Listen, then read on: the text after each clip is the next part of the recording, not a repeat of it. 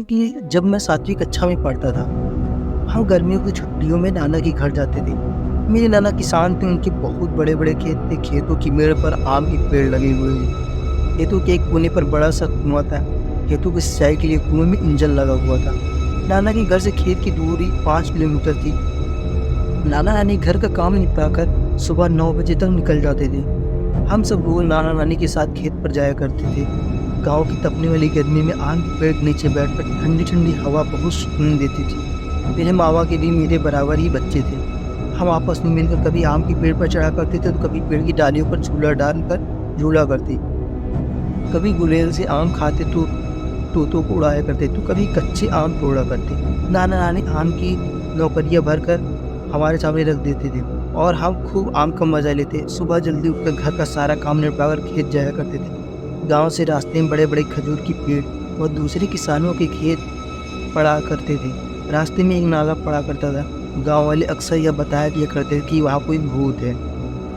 वह नाला कुछ अजीब था। ऊपर से नहर के पुल जैसा प्रतीत होता था। वहाँ हमेशा अंधेरा ही रहता था। सूरज की रोशनी तो जैसे उस जगह से रूठ ही गई थी। रात का समय था, तो दूर दिन में भी वहाँ लोग जाने से डरते थे। एक दिन मैं सुबह जल्दी नहीं उठ पाया और नाना-नानी रोज़ की तरह सुबह 9 बजे निकल गए। मैं जब उठा तो मेरी मामा का लड़का मेरे पास सोया हुआ था। मैंने उसे उठाया और खाना खाकर खेत की ओर निकल पड़े। दिन के 12 बजे का समय था। मैंने गलती से नहर वाला रास्ता पकड़ लिया। सुना था वहाँ से खेत का रास्ता शॉर्ट है। हमने रास्ता तो पकड़ लिया, मगर हम बहुत डरे हुए थे। मेरे मामा के लड़के की उम्र समय करीबन 5 साल रही होगी। हमने जैसे तैसे डरते उस पुल को पार किया। जैसे ही हम पुल से नीचे उतरे, मैंने नाले के पास एक आदमी को दी। बहुत ही काला, उसके बड़े-बड़े बाल, बड़े नाखून और बड़ी-बड़ी आँखें थी। डर के मारे मेरे हाथ पैर काँपने लगे। मैं पसीना-पसीना हो गया। तभी मामा के लड़के ने मुझे हिलाया और बोला, "क्या हुआ भैया?" मेरे मुँह से आवाज़ भी नहीं निकल पा रही थी।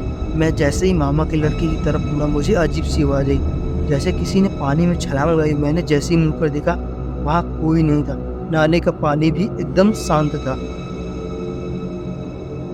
अब तक मैं पढ़ा कि मेरे मुँह से आवाज़ भी नहीं निकल पा रही थी। मैं जैसे ही मामा के लड़के की तरफ मुड़ा, मुझे अजीब-सी आवाज़ आई, जैसे किसी ने पानी में छलांग लगाई। मैंने जैसे ही मुड़कर देखा, वहाँ कोई नहीं था। नाले का पानी भी एकदम शांत था। अब आगे जैसे-तैसे मैंने अपने डर पर काबू किया और हम दोनों वहाँ से नाना के खेत की ओर निकल गए। जैसे ही हम खेत में पहुँचे, तो हमने देखा कि सब अपने-अपने काम में लगे हुए थे। मैं आम के पेड़ के नीचे बिछी खाट पर जाकर बैठ गया। अभी भी मेरे मन में वही विचार घूम रहा था कि आखिर वह था कौन? उस दिन खेत में बहुत ज़्यादा काम था, तो हम खेत में ही शाम हो गई। शाम को घर जाना ठीक नहीं था, इसलिए नाना-नानी ने रात को वहीं रुकने का निश्चय किया। रात को रुकने के लिए नाना ने वहाँ पर एक झोपड़ी बनाई थी, जिसमें उनके ज़रूरी सामान, कुछ खाने का सामान, कुछ बिस्तर और चारपाई रखी होती थी। हमने रात को खाना खाया और सब चारपाई पर बिछाकर बैठ गए और कुछ गपशप करने लगे। रात काफ़ी हो चुकी थी, इसलिए नाना-नानी झोपड़ी में सोने चले गए। गर्मी बहुत ज़्यादा थी, इसलिए मैंने और मेरे मामा के लड़कों ने बाहर ही सोने का निर्णय किया और आम के पेड़ के नीचे चारपाई बिछाकर सो गए। मध्य रात्रि को मुझे आम के पेड़ पर कुछ हलचल महसूस हुई। पत्तों की सरसराहट की आवाज़ आई और ऐसा लग रहा था कि आम के पेड़ पर कोई चढ़ने की कोशिश कर रहा है। मैं उठकर बैठ गया और पेड़ की तरफ देखने लगा, पर मुझे वहाँ कोई नहीं दिखा। मैंने सोचा कि शायद हवा के झोंके से पत्ते हिल रहे होंगे और यह सोचकर मैं वापस सो गया। लेकिन कुछ देर के बाद मुझे फिर से पत्तों की सरसराहट की आवाज़ आई। ऐसा लग रहा था कि जैसे आम के पेड़ पर कोई बैठा है। मैं उठकर खड़ा हो गया। जैसे मैंने पेड़ की डालियों को गिराया, वहाँ से कोई कूदकर भागने लगा। "कौन है? कौन है?" मैंने आवाज़ लगाई, लेकिन किसी ने नहीं सुनी। वह जल्दी से दौड़ गया और मैंने उसका पीछा किया। वह दौड़ते-दौड़ते उसी पत्थर से टकरा गया और गिर गया। वह उठकर फिर भागा, तो उससे पहले मैं वहाँ पहुँच गया। मैं जैसे ही उसके नज़दीक आया, तो मैंने देखा कि वह बड़े-बड़े बाल, वही बाल, बड़ी आँखें, बड़े-बड़े नाखून, बिल्कुल वैसा ही जैसे मैंने नाले के पास देखा था। और यह तो बिल्कुल वही है, बिल्कुल वैसा ही है। "कौन आप?" तो मैंने उससे पूछा। मुझे लगा कि शायद कोई पागल है।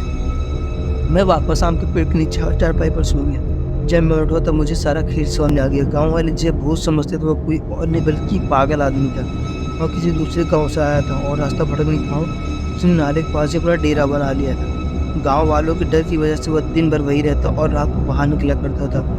2 दिन बाद हमारी छुट्टियाँ खत्म होने वाली थी और हम शहर जाने वाले थे। जाने से पहले मैंने सोचा, क्यों ना मैं वहाँ एक बार और जाकर देखूँ, जिसमें बचा कुचा डर भी समाप्त हो जाए। मैंने अपने साथ कुछ खाने का सामान लिया और चल पड़ा नाले की तरफ। मैंने वहाँ उसको बहुत ढूंढा, लेकिन वह मुझे कहीं भी दिखाई नहीं दिया। शायद वह मुझे आता देख मेरे डर से कहीं छुप गया था। मैंने हर जगह देखा, फिर भी कहीं मुझे कोने पर वह दिखाई दिया। मैंने उसके सामने खाना रख दिया और वहाँ से निकल गया। मैंने छुप कर उसको देखना शुरू किया, उस खाने का पैकेट खोला और जल्दी-जल्दी खाने लगा। मैं सोचने लगा, अगर मैंने उस दिन उस आदमी का पीछा ना किया होता तो मैं ज़िंदगी भर यही समझता कि नाले के पास ज़रूर कोई भूत है।